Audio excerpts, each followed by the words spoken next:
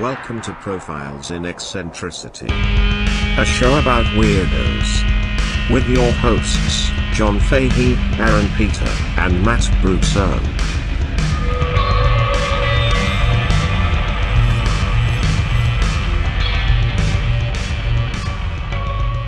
Hello, folks. Welcome to Profiles in Eccentricity. It's a gall darn show about weirdos.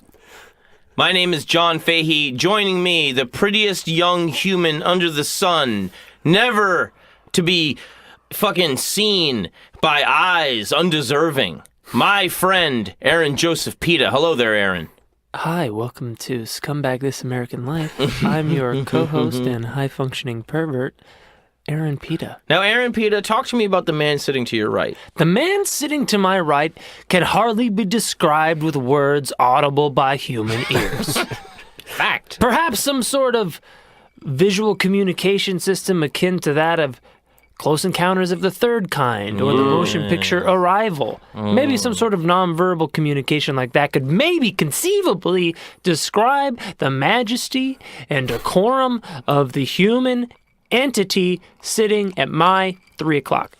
The glory of Matt Brousseau. Oh, hi. Yeah, that's me, folks. We should try words, though, because it is a podcast. Yeah, but, sometimes you want to tell these motherfuckers they don't even understand words. Okay, that's fair. Motherfuckers. Hey, I'm just happy to be here. It's been too long. It has been too long. It has been. I've missed it. We've missed you guys listening for a week. We love you very much. I shipped out a whole shitload. If you're waiting for a shirt, the shirts got shipped out yesterday, which is Friday. Postage paid. July 6th. Boom. The rest of the shit is to come in the next handful of days. But yeah, we are swiftly about to achieve our first goal. What's that? $700 a month. No. From subscribers. What? Woof. Wherein, once achieved, we will make a video based on the Freaks of the Teak. Oh. That's what's going down. We'll level up. Yeah, we're going to level up. We're going to step it up. And we're all going to get stepped up. And it's going to be dope. And I'm very, very, very excited about this episode. I've missed you guys a lot. And this episode, we're going to do a little three-way. We're going to run a train on the episode, which, we all love to nut, we all love to piss, and we're going to do all that. You know what I mean? Oh, man. Whoa. It is warm hydrated. in here. Yeah. And it's very warm. It's very, very hot in Los Angeles. Yeah, Jiminy Christmas. Yeah. So the trains are, running slow.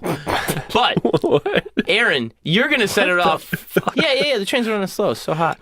It's so hot that I'm hot. The train's slow. Yeah. Oh, God, slow down this train. Please.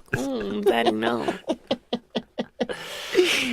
Aaron, I want you to set it off. You want me to set this shit off? I want you to set it off, man. Here's the deal, man. I'm looking for hardcore guys. You know how much I love drugs. Yeah. You do love drugs. I do. You love chemical challenges. Yes. I like to consider chemical teachers. Yes. On one of the Patreon episodes, I think, or maybe it was even one on one of the standard free issue episodes, I played a little clip of Michael Pollan, the author, describing him urinating while he was on mushrooms for the first time. Yes.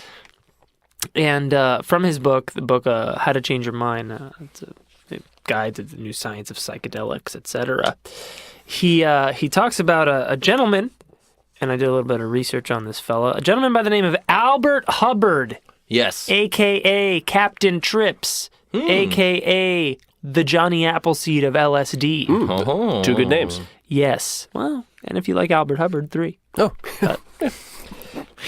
So before Sgt. Pepper's Lonely Hearts Club Band, before Timothy Leary, before Ken Kesey's band and Merry Pranksters and their electric Kool-Aid acid tests, before the Grateful Dead, before people like us are plugging Molly up our bums at raves. Guys like us. There was Alfred Hubbard, the original Captain Trips. And he was born dirt poor in Kentucky, the hills of Kentucky. in either 1901 or 1902. Who's to say? Who's to say? The FBI lists him having both dates, so he's got an FBI file, right? Right. And lists him at The investigation's very deep there in the Federal Bureau. 1901 or 2. Who's to say? I don't know. I never got past the 3rd grade. Oh, come on. But he was always like very interested in and adept at like electronics, and so you got to understand this is like 1912, 13, 15, kind of around that Jack Parsons era where there's just like this open landscape of technology that anyone could just kind of that was ripe for the taking, and so he really dove head first into the electronics and stuff. And when he was really really young, he came up with this little battery. He called it the Hubbard energy transformer that was powered by radioactivity and technology that hitherto then had unbeknownst before ever been understood. Right. And he developed that. Yes, he developed that, and it was he sold he patented it and sold half interest in the patent for like $100,000, $75,000, which at the time was a mint. But it was most likely just, bullshit. A bullshit invention. It didn't work. Nah, I mean, it maybe, ran a clock or something, but it was just probably some cool device at the time that kind of blew people's minds. He put a potato in metal. Yeah, pretty much. He stuck a couple of electrodes in a potato. On a sunny day. Put some piss in it or something. He ever since then, he was a little bit of a scoundrel. And so during Prohibition, he became a taxi driver. Mm-hmm. And he would be driving around Seattle. But what he was really doing was he had this like very sophisticated ship-to-shore radio in the trunk, and he would alert bootleggers to like ATF enforcement presence in order for them to get rum and alcohol off the boats and onto the docks, and he would take his cut that way. Under the guise of being a taxi driver. He eventually got busted and served 18 months in prison on a smuggling charge. And then but it was always weird. Like, this is where they think Albert kind of maybe got involved with law enforcement as kind of a double agent kind of guy, because later he became involved in an undercover operation to ship heavy arms from San Diego to Canada and on to Britain in the years before the U.S. entered World War II. And then scouts for the OSS, which is the precursor to the CIA, recruited him for his electronics expertise. I guess they really liked this bullshit battery that he made, right. So they recruited him, and this is more further like him kind of being like this, maybe a liaison between the two worlds, right? Right. He then he fled to Vancouver to avoid prosecution by the FBI for some other bullshit, some other scoundrelous shit. The people he was working for. Well, he was with the OSS. Okay, the precursor to the CIA. Right. And everyone knows that the FBI and the CIA... They don't share. No. That was a big problem for 9/11. It was. What's that? 9/11? I'll tell you later. I forgot. It's this whole thing. It was powered by a battery. I forgot. A big battery. So he goes to Vancouver, becomes a citizen, and there he founds a charter boat business. Oh, no, And- with the boats. With the boats, dude. These people, Hubbards These with the Hubbards boats. with the boats. You're telling me. He starts making a lot of money, and then he gets involved with this like uranium mining operation. He becomes like their science Wait, director. where? Vancouver. Okay. And so this is this is like right as the U.S. is getting into the war. So he's mining on this uranium. He's in Canada. He becomes rich beyond his wildest dreams. He makes a small fortune. People think he probably supplied uranium to the Manhattan Project. Right. So by the age of 50, he was a millionaire, an owner of a fleet of aircraft, a 100-foot yacht, a Rolls Royce, and a private island off of Vancouver. Jesus. During the war, he came back to the U.S. and rejoined the OSS just before they became the CIA. And he was an ardent Catholic, but he had this like very distinct like mystical side to him, and he had a vision one day that I guess this like angel spoke to him that something is coming to Earth something will be manifest that is going to change the future forever, and you have the opportunity to be the steward of this thing. Oh my God! Right, and That's a pyramid scheme. Exactly.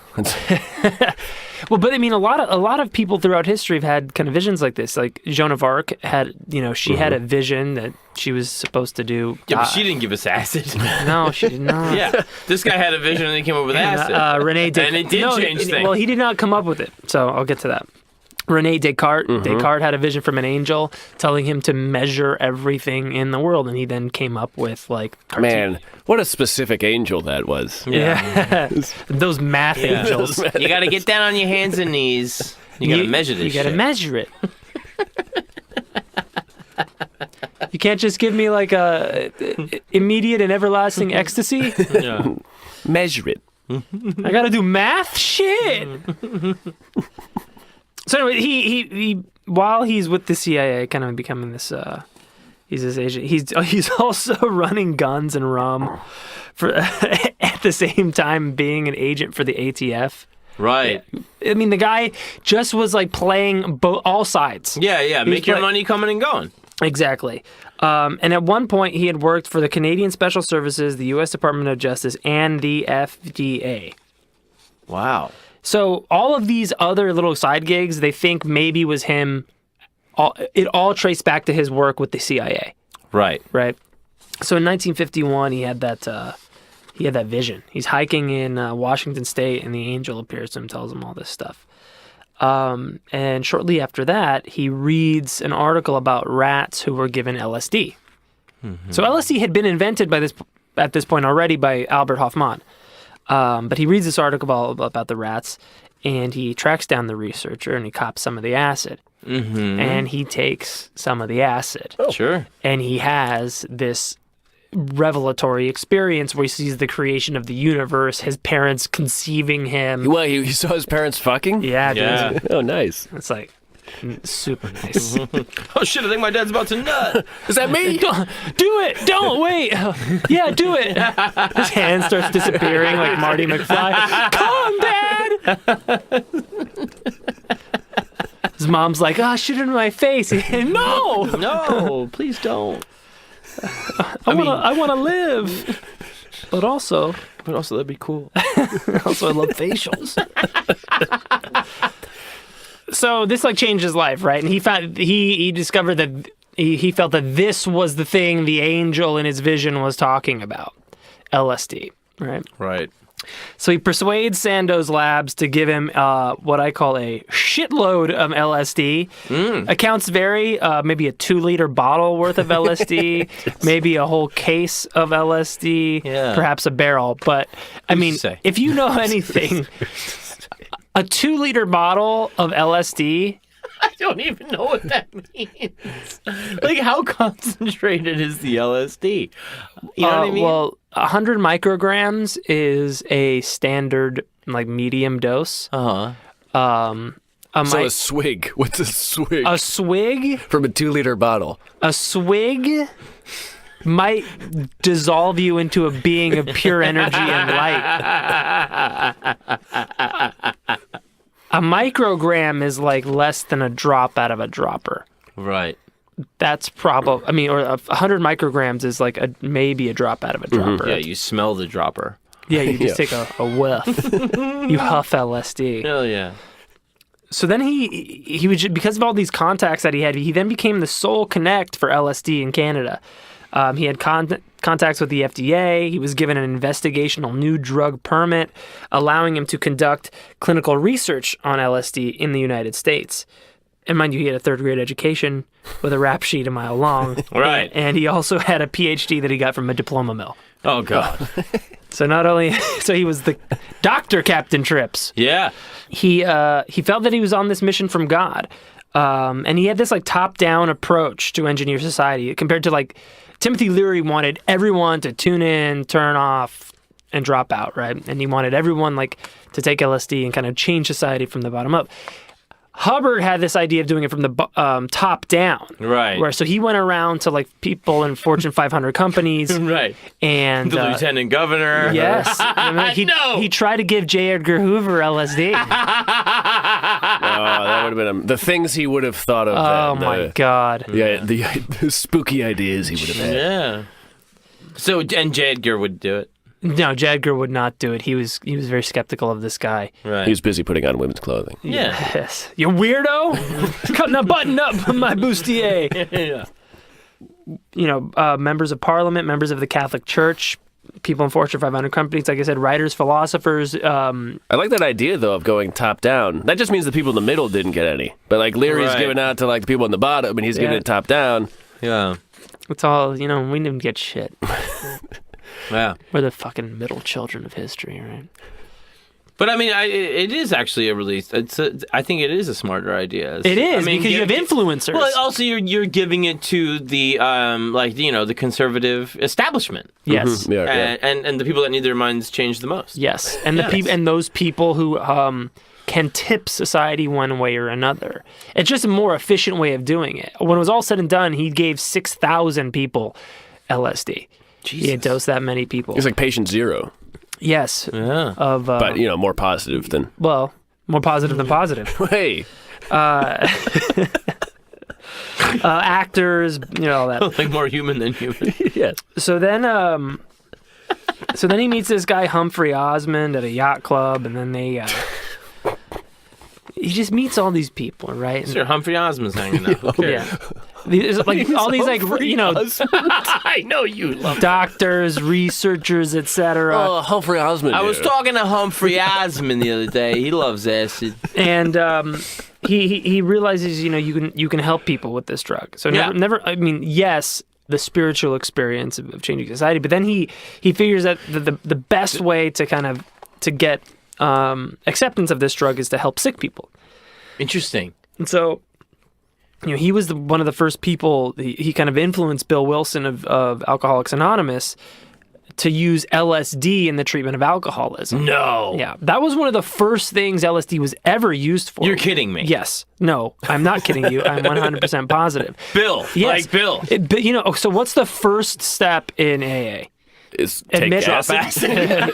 Then tune in. That's what it was. So No. it was admit that you are powerless over alcohol, and Right. that you need something above you to guide you. And it was originally higher power. taking LSD was supposed to be that Very catalyzing. interesting, Aaron. Yeah. Aaron. John, Aaron, that's good stuff, buddy. Do you like it? I really like that a lot. great. I think you did a good thing there, man. Thank you. This is very good. Do you know how much I like to hear that? I really like that. John? Because so many people think that Alcoholics Anonymous is a religious cult, and it's so funny to me at its early inception that it would be another chemical involvement. Yes. Yeah, well, I mean, all they do at fucking AA is give you cigarettes and coffee. You just replace. I have heavily encouraged, actually. Yeah. Yeah, just smoke and drink coffee. Yeah. Yeah. Why not just drop acid? Or chop it up. Yeah. Who's to say? Hey, Who's to say? it's not Chopaholics Anonymous. So he was, despite his appearance, which, he was like this 5'8" stocky dude with a crew cut. He wore like military khakis and carried a revolver with a bullet belt like everywhere. What, like fucking Fidel Castro? Yes, like Fidel Castro. my Yes, God. he dressed like that. He was that dude. This is before metal detectors. Right. Yeah, and Or- before Fidel Castro. Yeah. Fidel Castro. And but despite all this, he was this very sensitive, mystically bent Catholic guy who really wanted to help people. He had a very, very profound experience on LSD. Jesus Christ, well, what the fuck are you doing with that revolver, man? Well, sometimes you got to shoot a motherfucker. Yeah, but I mean... He's also carrying around a fucking big gulp of LSD in his back pocket. You never know who might be trying to jack you. Fair enough. And so he meets all these people, and he actually gets a whole wing of the Hollywood Hospital in Vancouver, not Hollywood, California. It's called Hollywood Hospital in Vancouver. They dedicate a whole wing to his LSD treatment therapy. Holy... And he's treating people with depression and alcoholism, and he really intuitively got the idea of setting more than before anyone else ever did, before Timothy Leary probably even tried LSD.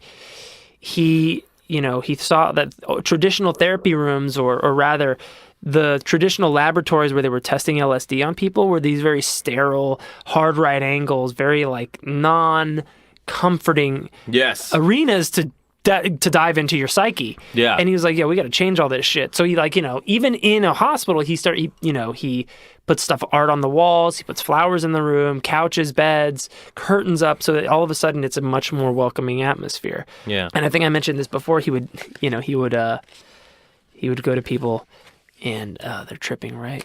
And he would show them like painting. He'd hold like a painting of like Salvador Dali's stuff, and he'd be like, "Check that out! Look at that!" And then he would show them like portraits of Christ or the Virgin Mary or the Last Supper, and just tell them to like focus on that and kind of glean whatever they could from it. And if somebody was having like maybe a particularly bad trip, he would hold a bouquet of flowers up to them, and he'd say, "All right, I want you to hate it, and I want you to hate this bouquet." And the bouquet would wilt and wither away, and then he said, I want you to love it. And it would bloom into this. And it would give them a sense of power. Yeah, a sense of control. Like you can control this, and like everything in your life is very interesting. And this guy's like in the fucking 40s and 50s, you know? Yeah, he's got a gun in his hip. Sure. You got to trust that guy. Trip, motherfucking trip! Hate the motherfucking bouquet. Love the motherfucker. It ain't a question, motherfucker. If you don't trip, we got a problem. So, like, were they learning? Were they learning? They got learned. No, I mean, like the administration. Were these tactics and things that were? What did they do with this information? Oh, do you mean like the hospital? Yeah. Or, I mean, they were charging money. They were making money. Sure. So before the moral panic happened in the late 60s and 70s and the sweeping, drug laws, the Psychedelic Act, I think in 1970, LSD was hailed as a miracle drug. Boutique. It was elite. Yes. What was the actor we were talking about the other day? We all were talking about these. We were just talking about him. And he was saying that LSD was a life-changing thing, and he was saying that LSD killed my ego and also made me irresistible to women. Yes, but he also said it cured my basically post-traumatic stress of my childhood. Yes. And I encourage everybody to do it. And then he had to scuttle that whole thing, because of the Time magazine article of I think he did it with Hubbard. But he had to. Cary Grant. Cary Grant had to say he had to basically disavow it. Yes. Because it became part of the hippie movement, and he couldn't be seen to be. You can't tell a movie with a hippie. Well, he couldn't seem to be like what was considered like an insurrectionist. Yeah, or commie.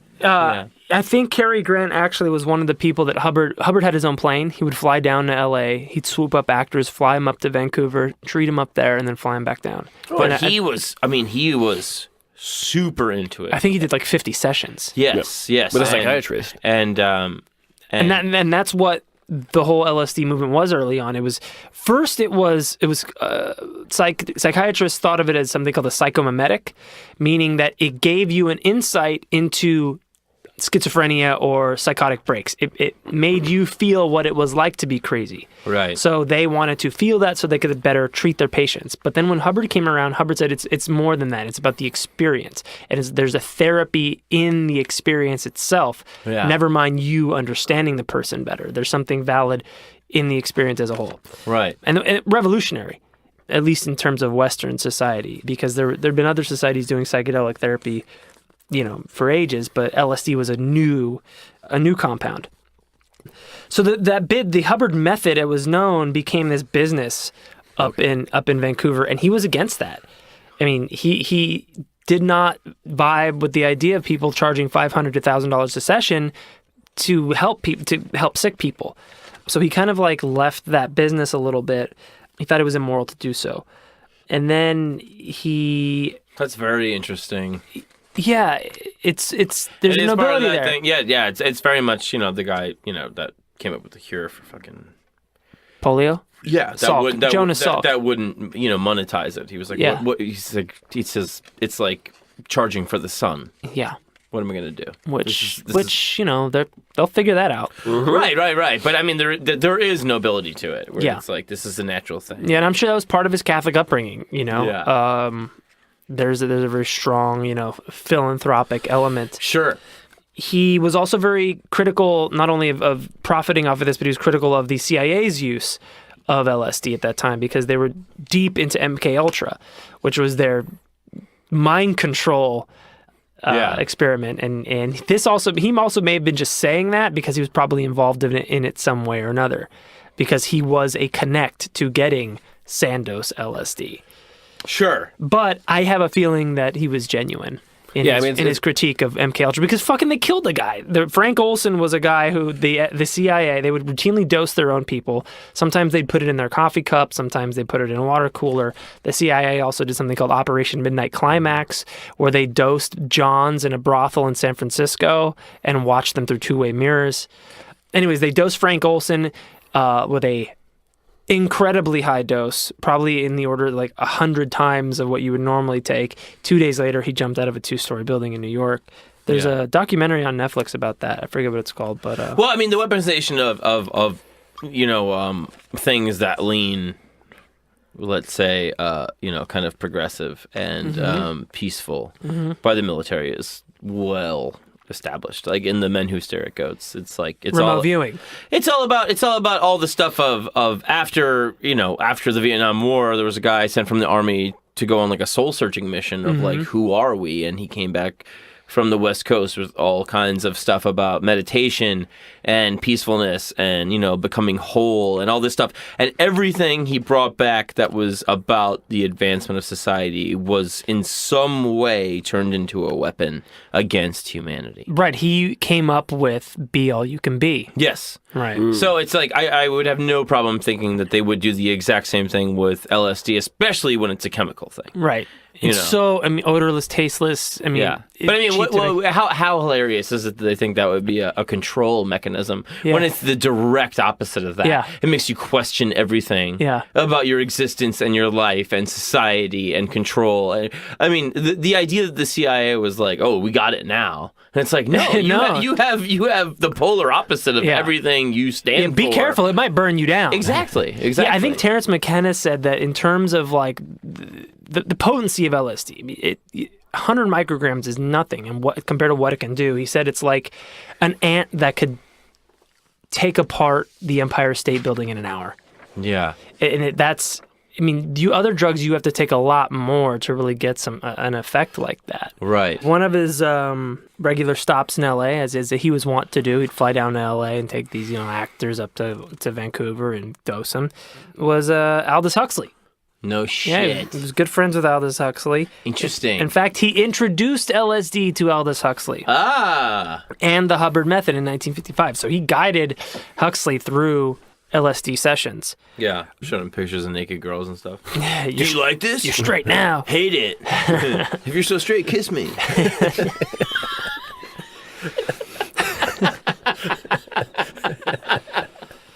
Where'd you get this wallpaper? And after Huxley did a trip with Hubbard, he said, what came through the closed door was the realization of love as the primary and fundamental cosmic fact. Aw. That's nice. Isn't it beautiful? He didn't talk about nice. He didn't talk about anything filthy in that at all. There's a couple of ellipses. Okay. Oh yeah. So and then Hubbard kind of moved on from the desire to not only treat sick people but the whole of society, healthy normals, and this was his kind of top-down approach that we spoke about earlier. In 1955, he established something called the Commission for the Study of Creative Imagination. And kind of like Jack Parsons, he wanted to free himself from the confines of like the traditional scientific method. He was like, this is something that is so novel and so beyond anything that we've ever kind of seen or understood before that we can't just be so rigorous. We just have to try it out. Right. You got to try it out. So the board included Aldous Huxley himself, some UN officials, other philosophers, and computer engineers, people like beginning the computer science. And he said, Hubbard said that my regard for science is diminishing as time goes on. Science has failed. Heat is life. Time kills. So his services were eventually recruited by Willis Harman, then director of the Educational Policy Research Center within the Stanford Research Institute at Stanford University. He was specifically assigned to the Alternative Futures Project, which performed future-oriented strategic planning for corporations and government entities. Basically, what he always wanted to do, which was kind of dose people in power. So That's how they phrase that. They're like, we're gonna dose people in power, but here's a title. Here's a cool title for it. Exactly. Yeah. If they show up, you're like, oh, cool. I don't know what that is. I'm here for the future training. Yeah. Open up. So he would literally go around. His goal was to provide the LSD experience to political and intellectual leaders around the world. How revolutionary, though. Incredible. I mean, really. So he gave it to a lot of people. Al had this grandiose idea that if he could give the psychedelic experience to major executives of Fortune 500 companies, he would change the whole of society. Of course. Yes. But I would think that. I mean, that sounds to me like a Weather Underground plot. Yeah. Yeah, it is. It's, right? It's like Batman Begins. They're dosing the water with all that blue stuff, and then they go around making everybody huff it. Right. But I mean, especially, the rich and the powerful that are the most deluded with what they're doing with their power. But they're also influential. Yes. And some of them are not deluded, right? It's not just about going around, I'm going to dose the Pope and he's going to change everything. But, well, if you can. There's a direct line from, Steve Jobs all the way back to Al Hubbard. Sure. Right? And Steve Jobs said that taking LSD, along with joining an ashram, was, one of the most important moments of his life. Yeah. In some of these tests, one of the guys he gave it to... They would do these tests where they would have all these intellectuals and scientists. They'd give them LSD and have them work on problems that they couldn't solve before. Interesting. That's cool. Interesting. So this kind of gets into the new class of Silicon Valley now, where they're microdosing. They have microdosing Fridays up in Silicon Valley. Right. Only they could ruin something like that. One of the guys came up with something called, I think he called it a Fleshlight? Flesh heavy? I think he called it a tinkle turner, or a tinkle wheel, which was it was a little water wheel in the toilet that would help boys. You would help potty train boys with. Oh, you spin the wheel. You spin kid. the wheel with your stream of pee-pee. It's like The Price is Right, but with Yes. piss. Yeah, big bucks, no The whammies. piss is right. Yeah. That guy later on went on to invent the computer mouse, the graphic user interface, HTML. The piss wheel guy. The piss wheel guy would later go on to create all those. I mean, So how did you think of the mouse? Well, I was working on this piss wheel. Yeah. and then I realized you could put one underneath your hand. Let's see, in 1963, with his hair cut down to a crew cut, rocking his paramilitary uniform, and holstering his long barrel Colt 45, Al Hubbard showed up one day on the doorstep of a young psychologist at Harvard named Timothy Leary. Uh-oh. Trouble. And he rolled in, and he was pissed off. Leary said that he blew in with that uniform, laying down the most incredible atmosphere of mystery and flamboyance and really impressive bullshit. He was pissed off. His Rolls Royce had broken down on the freeway, so he went to a payphone and called the company in London. That's the kind of guy he was. He started name dropping like you wouldn't believe. Claimed he was friends with the Pope. Oh. He's no Catalina Duroso. They asked Leary, did you believe him? And he goes, well, yeah, no question. Of course. Yeah, he's name dropping the Pope. And the captain had come in bearing gifts of LSD that he wanted to swap for psilocybin. Aha! That was the thing that impressed Leary. Give you 3 LSDs. Yeah, I'll give you a couple of 2-liter bottles for maybe a handful of shrooms. Yeah. Leary says that on one hand he looked like a carpetbagger con man. On the other hand, he had these most impressive people in the world on his lap, basically backing him. And just later on, the kind of the moral panic started to set in. Timothy Leary's partially to blame for that, but just the funding dried up. He exhausted his fortune trying to help people with his Hubbard method because he refused to charge for it. And wow. Certain people had to remove themselves from association with him and with LSD in general, as it slowly became more and more taboo and eventually illegal. Interesting. And he died pretty much broke, exhausting his resources trying to harness that dream that he got from an angel. Yeah. On a hike. Not on LSD. He retired. He retired to a mobile home in Casa Grande, Arizona, and died in 1982. Last words written by Aldous Huxley to his wife: LSD 100 milligrams. And she shot him up with it. And she shut him up with it, and he shot out with it. That's a fun way to go. Isn't that great? That's a fun way to go. The last words of Aldous Huxley. I don't know if I said it in the episode. Yeah, you did. Did I? Yeah. Yeah. Well, isn't that which is the one that is either that wallpaper goes or I do? That's Oscar Wilde. That's Oscar Wilde. That's Oscar right. Wilde. But yeah, Aldous Huxley. But Aldous Huxley was the last thing he wrote on paper was LSD 100 milligrams. Bitch. That's probably No, Aaron, don't say that. Give me my LSD, woman. I'm dying for Christ's sake. Fuck you. So that's the Johnny Appleseed of LSD. Johnny LSD. It's very good stuff, Aaron. Albert Hubbard. Yep. Very good stuff. No relation to L. Ron. No. Thankfully. As far as Even I know. though he had boats. We had These boats. These guys are fucking they cool. love so the many boats. The Hubbard fleet. Matt, you got some shit. Oh, I got some shit for you. You want to talk about it? Sure, hold on. I'm going to take a drink of piss here. Hold on. I You missed a drop. I got a dumb. Ooh. I got a really dumb. You got dumb shit? I got dumb shit. I want to dumb tell you shit. about. You want to? Well, I'm all right. I'm gonna do it while you're cracking that piss. I'm done. So Go on. all right. So we talked about anal cunt and stuff like that. Yes. There's That's a fun sentence. there's all these subsections of punk and underground hardcore and stuff like that.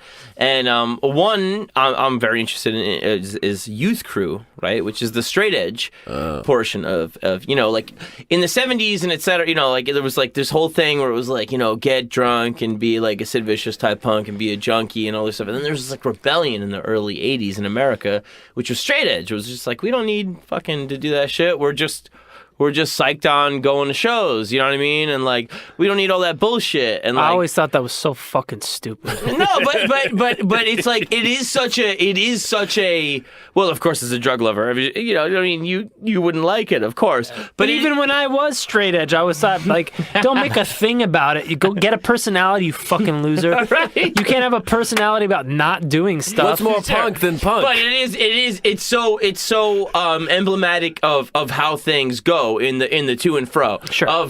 You have the vast mega indulgence of the Roman Empire, and then you get Christianity, where it's like, hey, I don't need to fuck 20 dudes and my kids. And Christianity is well known for not fucking kids. But you know what I'm saying? The piousness is like, it becomes a thing. Like this response to overindulgence. Yes. And then the pendulum swings. The pendulum swings. Yes. And so, but like straight edge people, it's like because there's nothing going on really, that you have to talk about. It's like when people like they're not drinking and all they talk about is not drinking. Yeah. And you're like, you might as well drink. Yeah. You know what I mean? You're making me want one. So that's all they talk about. So like it's just like, the whole thing is like characterized by like, like if we stick together, like we gotta stay positive and we can not fuck up together and we can like achieve our goals and we can like, have like a positive mindset and like we can do stuff. And so like all the bands would have shit like that. Like there'd be bands called like Set Your Goals and like Team Effort and like it got Team Effort? Team Effort got very jockey. Like there'd be bands called like 10-Yard Fight and like I have recollections of the straight edge scene being they'd always fight.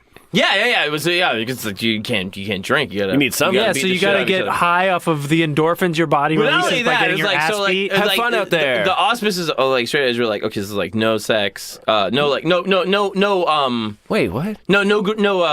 promiscuous fun? sex. No promiscuous sex was the idea. Oh, okay. And then it was like no drugs and no drinking and no smoking. Could they show their wrists and ankles? Right, Yeah. but also like it was like once those became the rules. Yeah. Outside of some of these straight edge shows, there'd be like mad gambling going down. Like the first vice they got their hands on that wasn't under the straight edge rules. They would be like, they'd be like, let's fucking do card games outside shows, and you're like, what? It's like The rule book didn't say anything about dice. Yeah. No specifics. So it's like, what's the difference? You're smoking a bowl or doing fucking, fucking 3-card Monty. Who gives a shit? So it would be like, but anyway, it was like there was all this shit about like. It was just like, all these bands would be like, if we stick together, like, and like, then there was like all this like regretful stuff. Like all the like themes would be like, like you forgot what it meant. Like songs would be about like people that like were straight edge but weren't anymore, and it was like you turned your back. You know, one drink, one problem. It's like we were hanging out, but then you left. You know what I'm saying? That was and it's the like name we of were the like song. trying to stay positive, but then like you fucked up and stuff. So like, anyways, this thing goes on for like decades, and it's like still straight edge bands to this day and stuff. And like I don't know, I just think it's funny. There's this band called Champion that is like I think they seriously took their name from people wearing like Champion shorts, like athletic shorts. Champion, you know. We're Izod. You know, and they were a straight edge band. Fiat. And so like all straight edge bands have like names like Looking Forward and you know like fucking Up Front and Uniform Choice and Uniform choice. Oh. Turning Point and you know like fucking shit like you know 10-Yard Fight, fucking Uniform choice. you know Side by Side, you know, because the only reason like we can like not smoke a cigarette together is because we're hanging out because like we support each other. I don't want to smoke cigarettes unless I'm hanging out with somebody. But it's like you know it's like there's like all this stuff about like Hand in hand. if you turn your back like we'll never forgive you and like it's like what you know what I mean like oh, somebody wants to like fucking have a you know a fucking Let's form a circle and show our penis. somebody wants to have a wine cooler and you Yeah. never talk to them again. Exactly. It's completely ridiculous. No, I can't talk to Dave anymore. Abandonment issues. Yeah, and the bands be like called like Good Clean Fun. No. Yeah. If that's not an ironic and like name, I count don't- me out. Like, well, Count- is that weed? Count me out. No, I'm You know? straight. Chain of Strength. You know, It's Chain like, of strength. Chain of Strength. This Very is big. so Chain of fucking fascist. and Yeah. Chain of It's strength. very, That is it's very good. right wing. Yeah. And there's a lot of kind of right wing people involved in straight edge hardcore, you know, because it is like the Puritan movement of hardcore. It's punk. conservative. Yeah, it's very conservative. But like Not you from a know, political, they'll but have just- all these album names like "What It Meant," and, like, What It Meant. "Don't You Turn Back," and like all this bullshit, whatever. But anyway, this band called Champion, their lead singer ended up being like a known pedophile. Yeah. Oh, okay. And so what I wanted to ask each of you guys. Okay. No, I've Each of you- never hold touched on, a kid. No. Who told what? Aaron, I want you to exercise your mind here, and I want you to tell me and Matt. Do you guys think he brought like the positive mental attitude to pedophilia? Well, can you tell me Why, do more you have a about this song? story? No, Yeah. but I mean, do you think he was like, if we work together, we can fuck these kids? Like, do you think like Put your tiny hand in mine. if we concentrate our efforts, the positive youth will fuck us? A hole in my pocket is just a friend. Don't turn your back unless you want me to fuck you. Like, do you know what As I long mean? as we work together, these kids don't stand a chance. If we work together and we have each other's backs, they'll never catch us. Especially if we kill the kid because we're pedophiles. You know what I mean? Like, do you think they brought the positivity to the pedophilia? Is what I'm asking. Hey, kid. Matt, do you think? Hey, Well, kid. I was going to say everything but the pedophilia, I guess. Swap that's out not that possible. cigarette for my dick. I got something you could smoke. Yeah. Do you think that he brought a positive mental attitude? Of course he brought a Children. positive mental Nuts, attitude. not butts. Yeah. If we work together, we can fuck a ton of kids and it'll be dope. Not butts. Reach deep inside yourself and you can reach deep inside a kid. He brought a positive mental attitude, but he shouldn't have. Yeah. The only way he got through that I is wish with he a had some- positive mental attitude. I wish he had some self-doubt. Yeah, I think that would have been good. Maybe we shouldn't fuck these kids. Yeah. There's no bands called like Critical Choice. Critical self-reflection. Fuck you, pussy.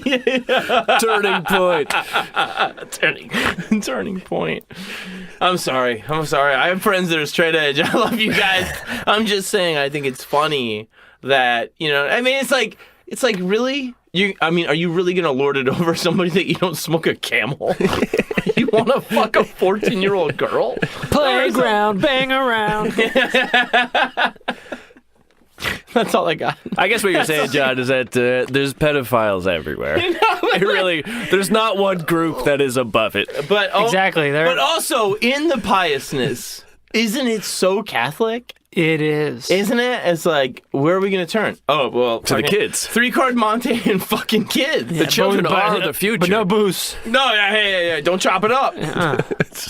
Just Yeah, don't do coke alone in your house. Yeah. Go and meet some kids. Yeah, go chop it up so you can't go get chop it up. Instead of Yeah. being like You looking can't- forward, be like, yo, chop it up. Chop it up so you can't get it up. Exactly. Is that You gotta give all these pedophiles coke. You do. You absolutely do. Give these pedophiles coke. That's my dumb shit I had to say. that was dumb. I know, it was so dumb. I was so excited to say it to you guys. I love the idea of I was so excited to just ask you if he thought if he was so enthusiastic and positive about the pedophilia. Yeah, he was. Yes, I'm sure he was. I love that. This is gonna be my new favorite. No meme child left is stupid pedophile straight edge band-aids. No child left behind. That's Yikes. I'm sorry. I'm sorry. No, John, that's why we're here. Matt, talk to me about you're gonna I got some stupid shit, but it's no like pedophiles. I know. no, but you're gonna ride the train out here. Oh, here we go. This is a train. No one's taking the train these days. That's a fad of sorts. It is. I want to talk about fads. I want to talk about stupid. I hate fads. Yeah. Because I'm not a fad guy. Sure. You know, so it's not me. So I can't ever get into it. Never had a slap bracelet. Yeah, I never poured ice on my face for the camera. You know, Oh, for the Lou Gehrig folks. Right. that was so stupid. Yeah. What? What? How? I hate dumb, stupid shit like that. Well, Aaron, I got just the thing So for I'm you. on one today. You know, Yeah. I hate kid fuckers.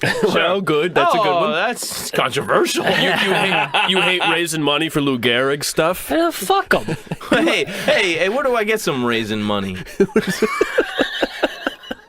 Sorry. Okay. We already did the dumb shit. All right, fads. All right. Yeah, fucking nice. So I was thinking, like, what Go are some fuck yourself. stupid shit people do? You know, Right. And the idea of fads is like, like phone booth stuffing. Yeah. It was huge for 1 year in 1959 in Durban, South Africa. What was phone booth stuffing? That's when you fit as many people as you can in a fucking phone booth, and then you take a picture and you send it to Guinness. Really? Yeah.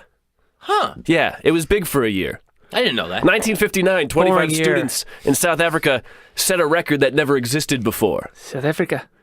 And so, because of that, then people all over the world would try to stuff as many fucking people in phone booths as they could. Really? And the only rule is you have to fit one part of your body into the phone booth. So you put a hand in there. Oh, come on. Yeah. Oh, come on. It's some bullshit, I tell you. that's some bullshit. Close the fucking door. Yeah, you have. I gotta make a call. Yeah.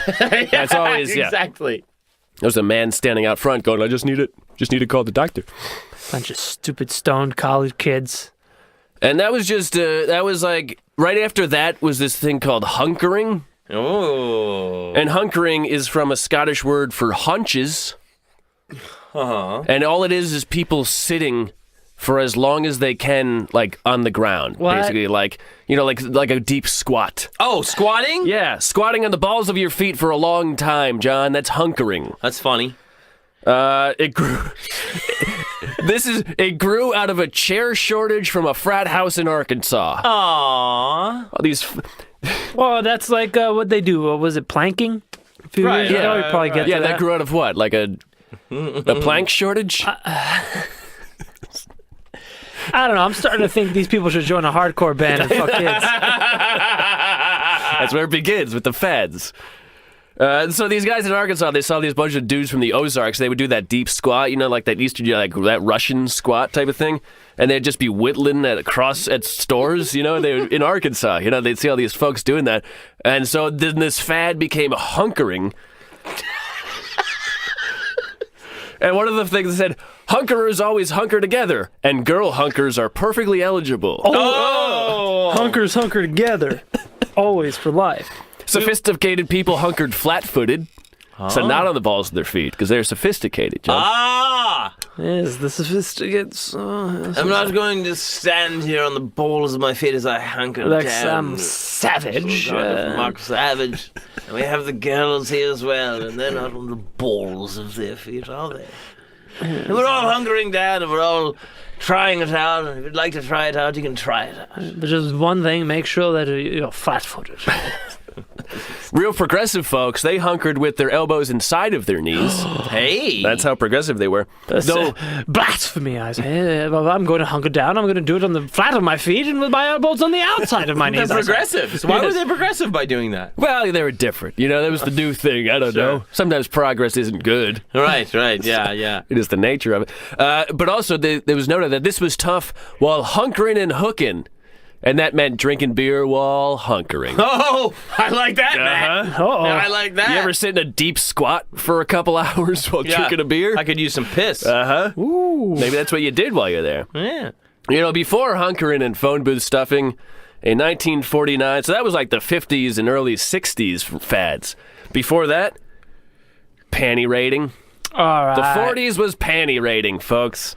Huh. It started in Augustana College in Rock Island, Illinois. Ooh, the finest line, the Rock Island line. 125 men broke into a women's frat house.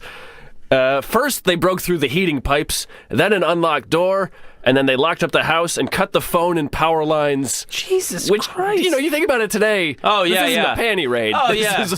This is assault. Yeah. This is being I like to think about back in the day when women were never raped. And if the heating ducts exploded with man and the power lines were cut, I'd be like, I bet these guys are up to a new fad. That's all it was. Oh, these lads. Yeah, we were scared for our lives. We were getting out of the shower. Turns out they were just here for the panties. What? Yeah. I remember seeing that in Revenge of the Nerds. Right. When they do a panty raid. And I was like, "What the fuck?" I didn't get it, but at least in the movie, it was all a distraction for them to install secret cameras to look at the bush. Yeah, what a lot of good stuff going on there. Jesus Christ. Very non-rapey. Oh, man. But they're nerds. We're nerds. They're nerds. I mean, what are you going to do? else to see bush. So that happened in 1949, and then in 1952, the craze swept the nation. Uh-oh. Of panty raiding? Reports of it happened in 52 colleges. In Penn State, 2,000 men across the campus broke into women's dorms and stole their panties. But what did they do with them? Well, they humiliated as many people as they could in the process. They humiliated and then themselves. they took them home and they probably jacked off. Oh, God. Because there weren't that many woods back then. You had to do it in the door. Because lumber. The lumber. There's a lumber industry shortage. was running amok. And that was the only sexual thing with Penn State that ever happened. Yes, Ever. not another thing. Just great football. Just some good football playing. You know, Jerry Sandusky was in a straight edge band. Yeah, the Penn State football team. Yeah. I think it was X Panty Rated X. I think it was called like Fresh as a Shower. The Petty Lions. They call them. Drap Raid. Yeah, Petty State. So sometimes this was cheered on. Sometimes the women fought back. Jesus How Christ, bad? what a nightmare. In 1955 at UC Berkeley, 3,000 men did this, and they caused $10,000 worth of damage in the process. Panties are expensive. Yeah, sometimes you take a panty, sometimes you break a window. I mean, good what stuff. the fuck? It was a fad. But you know? I wonder if that damage was because of the women fighting back at Berkeley. Probably some of Yeah. it. I hope so. Yeah, I would hope They so. probably just threw TVs out the window and shit. Yeah. Enjoy my panties, fuckhead. I'm on my rag. Here's my TV too. Panties? They're not even like. Have you ever enjoyed a pair of women's panties, Aaron? Oh, they're soft Oh, and God. silky. Well, no, they're not always silky. John. I love women.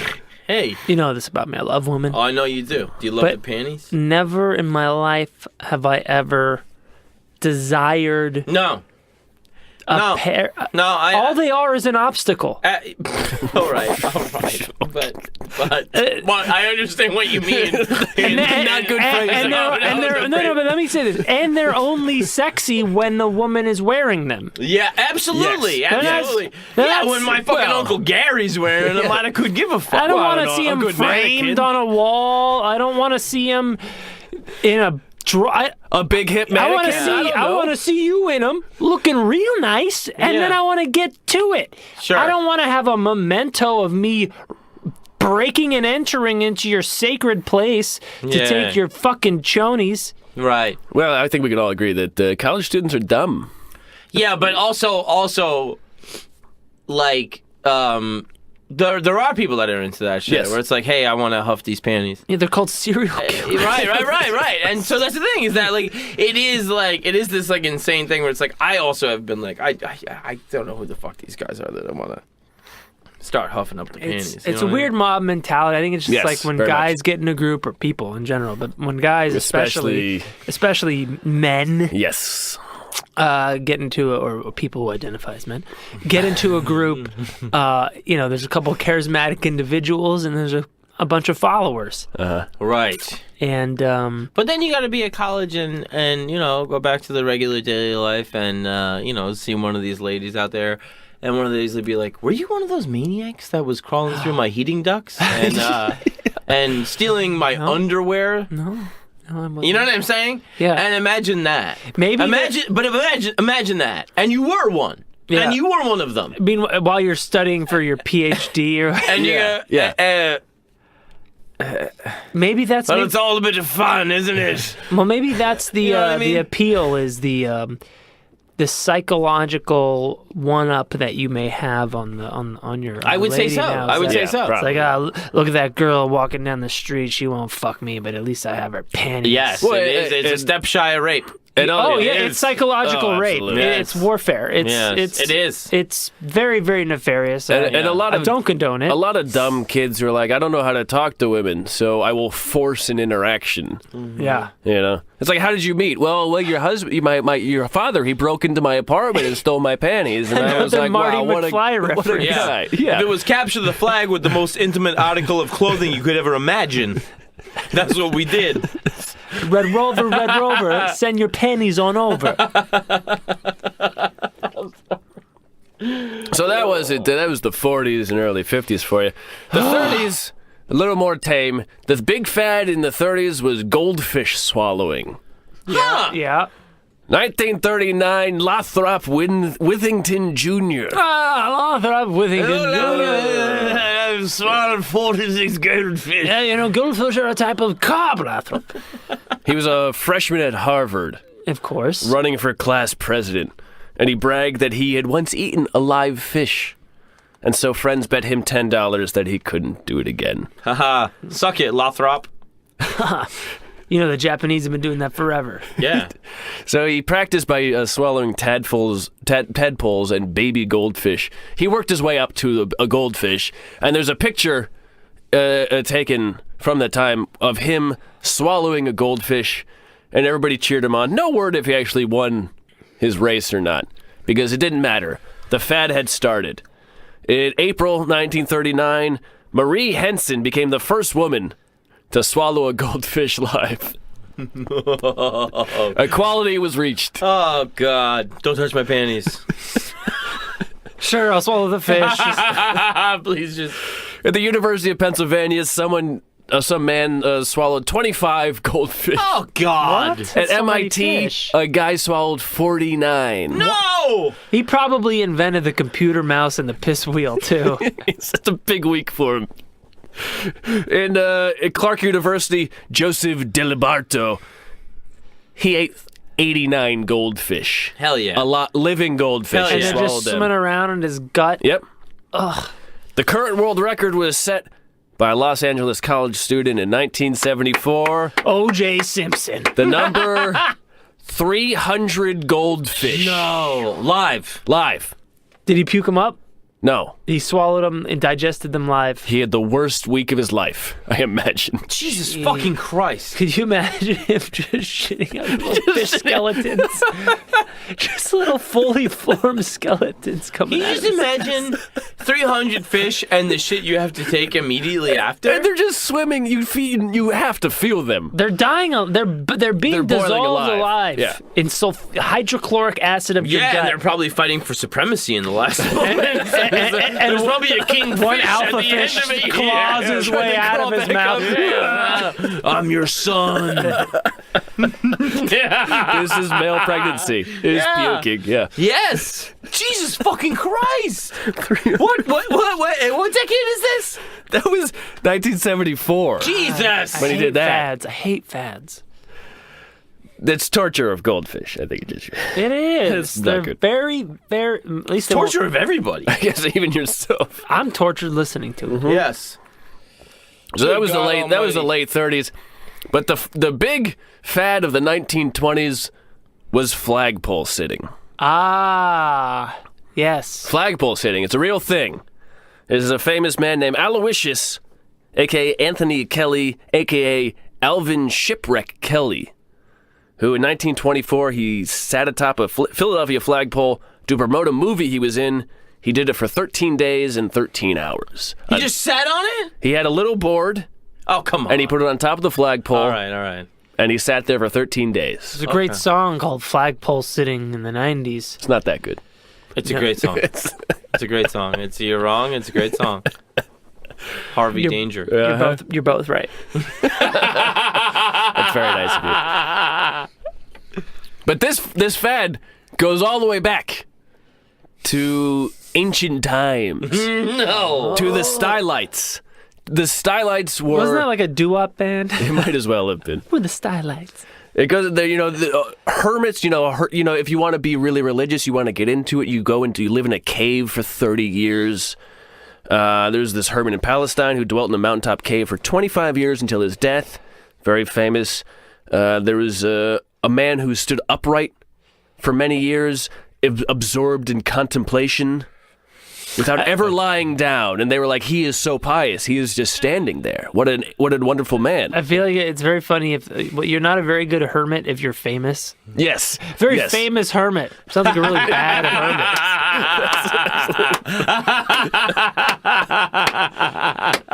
hermit. Shit. The famous recluse. The famous anti-socialite. World-renowned loner. Okay, so back when were the Stylites? So this is about 390 A.D. and Good God! about the story of this hermit in Palestine was from hundreds of years earlier, and then these stories go on from 390 A.D. to past Jesus, because flagpole sitting is just guys standing on pillars. It's the same thing. Huh. Right. And so this goes all the way back. The most famous one is this guy named Simeon. It's Saint Simeon the Stylite. Stylite is Greek for pillar dweller. Ah. Stylus. Mm-hmm. He's one of those guys that stands on pillars. Yeah. So this guy Saint edge. Simeon. He's at one point he spent 37 years standing on a pillar. Every day and night he never laid down. He would just stand on a pillar. How? 37 years. How? Dude. Well, How? he worked his way up to it. So when he was 13, he decided to become a Christian zealot, and he Right. got hardcore into it. Mom, I want to become a zealot. That was it. When he was 16, he joined a monastery, and he said, "I'm giving my body to God." See that tower over there? When he went to the monastery at 16, he was so extreme about it. They asked him to leave. These fucking straight edge people, dude. It's these fucking straight edge losers. His asceticism was so extreme. They're like, "You need to Straighten up, fly right. So he decided. Climb a pillar, we can fuck some kids later, maybe. Not on the pillar, though. Kid. If they climb my pillar, They climb my pillar. They can swallow my goldfish.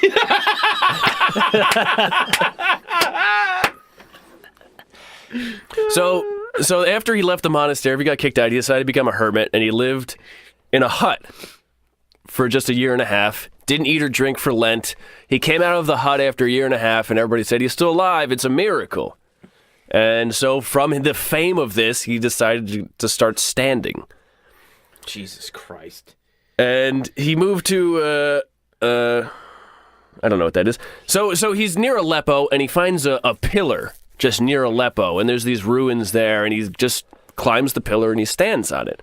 His first pillar was only 9 feet high, but eventually the pillar he would end up on would be 50 feet high, and he would stand there bowing all day, and to the point he just avoided everything in his life. His mother came, and she would sit underneath the pillar.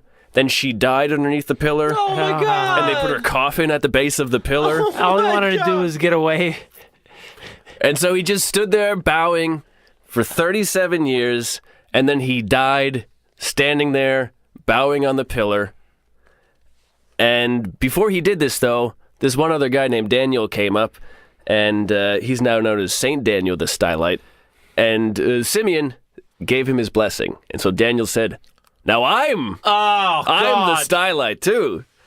And so he went and he stood on a pillar for 33 years. Jesus Christ. Wasn't this in The Leftovers?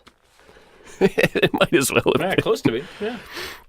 So Daniel stood on a pillar for 33 years, and his feet were covered with sores and cuts and ulcers, and sometimes he was in Thrace, and sometimes the wind would just tear his clothing off, and he would just be naked, just standing on top of a pillar. Sure. And everybody go, "Oh, there's that nude guy on the pillar." Who's giving again. him food? Well, so local people, they, it's just They like toss it up. yeah, there would be a pulley system, and they like local kids would be like, let's feed the weirdo, Yeah. So that's how He's up there bowing. yeah, he's up there doing his shit.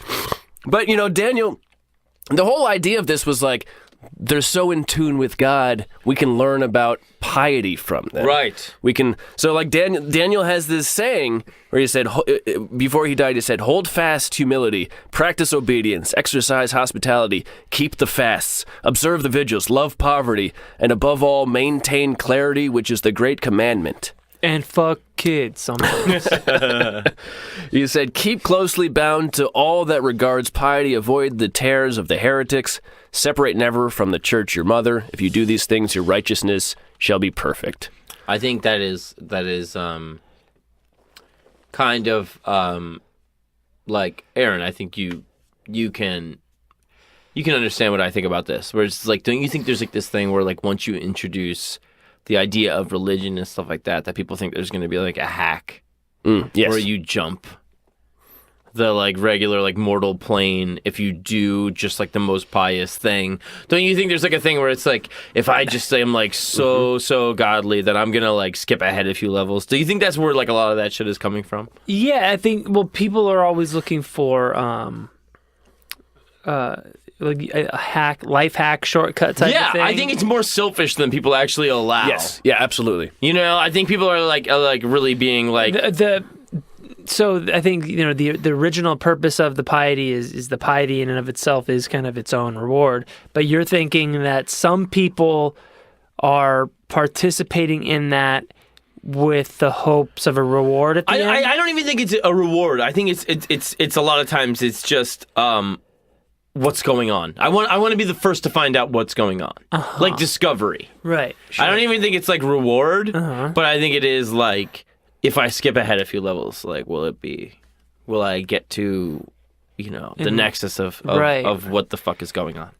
Well, that's part of the thing in like Scientology is that you once you get to like OT 8, operating 8 and level 8, you become a master of STEM.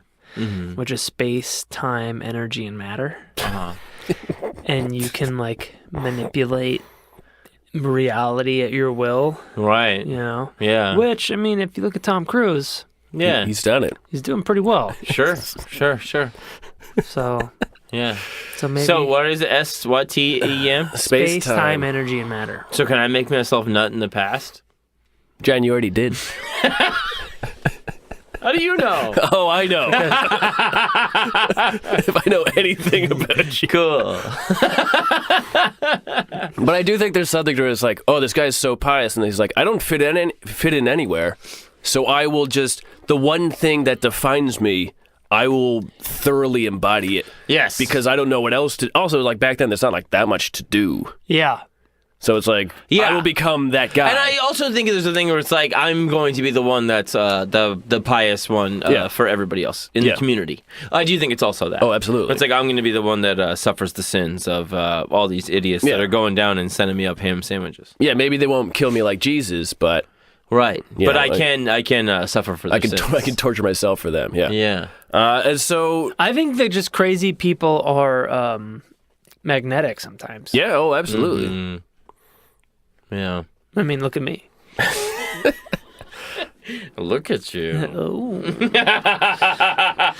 But this pillar standing like that, it became the thing to do.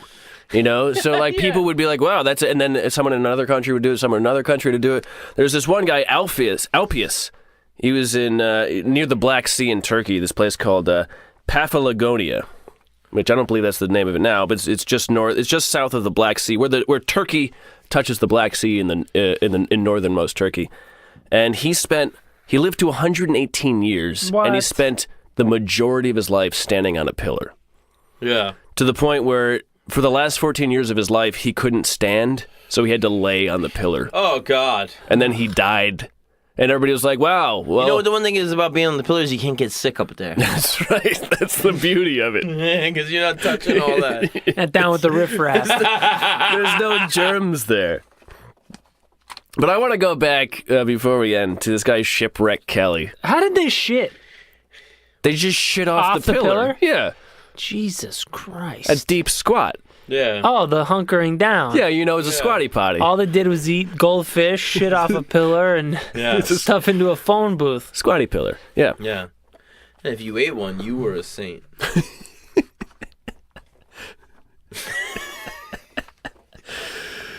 Is that all right? So this guy Shipwreck Kelly. Yeah, I want to talk about this guy. Yeah, so he was like, in America, he was like the preeminent flagpole sitter. He was born in 1893. His mom died in childbirth, and his dad ran away before he was born. So he was immediately An orphan. Immediately. When he was a kid, he ran away. He went to sea. He became a stuntman and like a famous climber. He would go town to town sitting on flagpoles.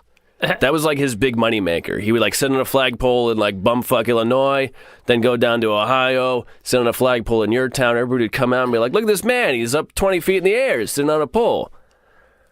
One time he sat he was basically like a stuntman, in quiet times. He sat on the crossbar of a plane that was 500 feet in the air. So he's just doing shit. Yeah. Just going around. In 1929, when Wall Street crashed, people didn't have time for flagpole sitting. So there was a lot of soup line waiting.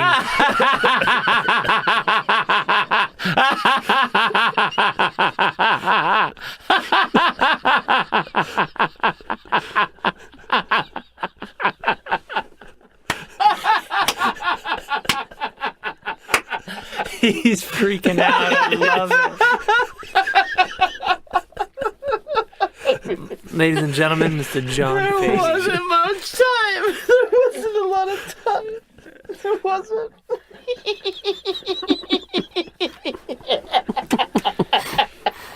There was no time. No. It wasn't just money going around to handle the flagpole guy, There's not enough time to do all this flagpoles in the phone booth's filled up. The goldfish. I got a belly full of goldfish. The goldfish ceviche is getting warm. Fucking motherfucker. Oh, for Christ's sake. I'm sorry. That was okay. After that Wall Street crash, because he would sit in the flagpole and people would just hand him money afterwards. It was like a fundraising thing. But after Wall Street, there's none of that money going around. So he took on odd jobs. He became a gigolo. He was a dime hall dancer. I sat on a few flagpoles as a gigolo. Might have been. He was described as a stocky, blue-haired, battered little Irishman.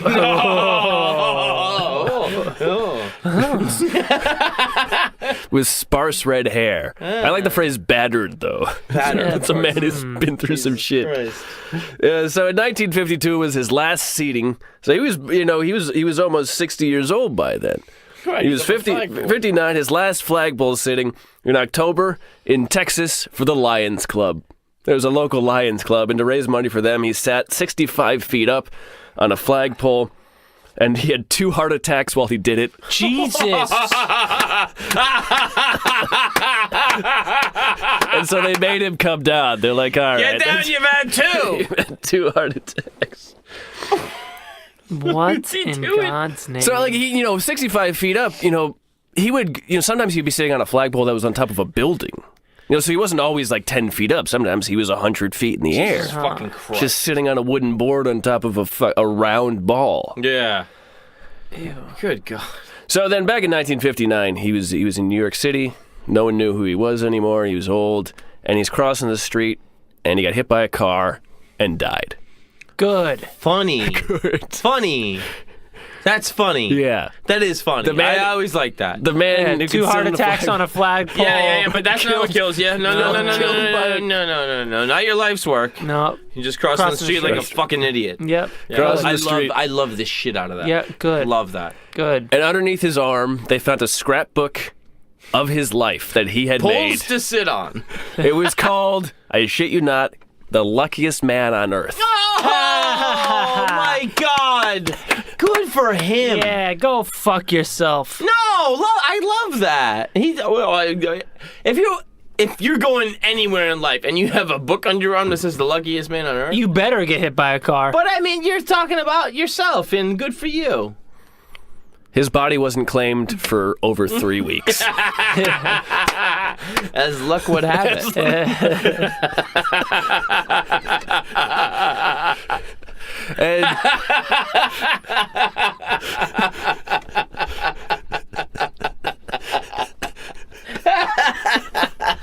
John's having a conniption. it's good to be back. It is good to be back. But so one of the last things to his story. So he married an elevator operator who he met when he was on the pole.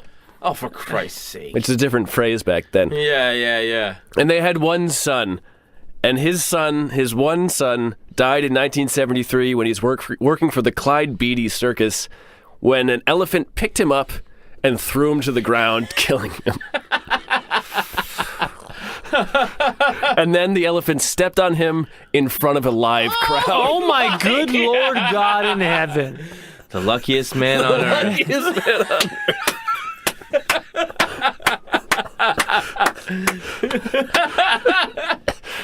The current world record for flagpole sitting was set in 1984 by H. David Werdner,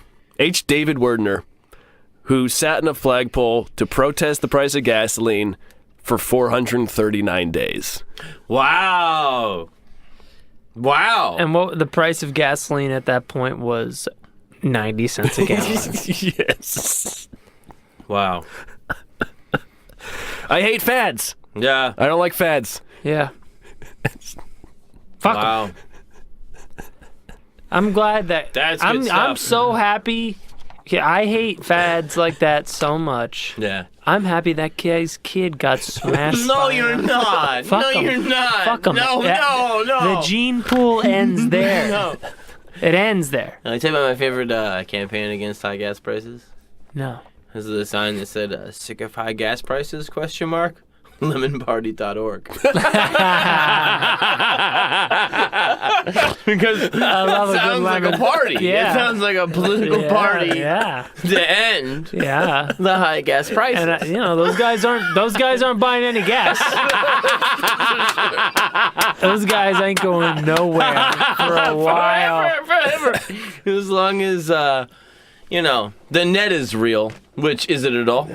What is real? Hey, guys, I think we're out of here. Yes. I think we are. Holy We hell. did a three-way. Yeah. Wasn't that fun? We ran it a was. train on each We other. ran a Oh, train wow. on you, and you ran a train on me, and you into him, and me. Some acid got dropped, some kids got fucked, and some goldfish got ate. Oh boy, sorry. I'm very remorseful. Sorry. Yeah, it's my deepest regret. I love you, everybody. My name's John Fahey. Good night. Good night, Matt Prusso, good night. Aaron Peter. Good night.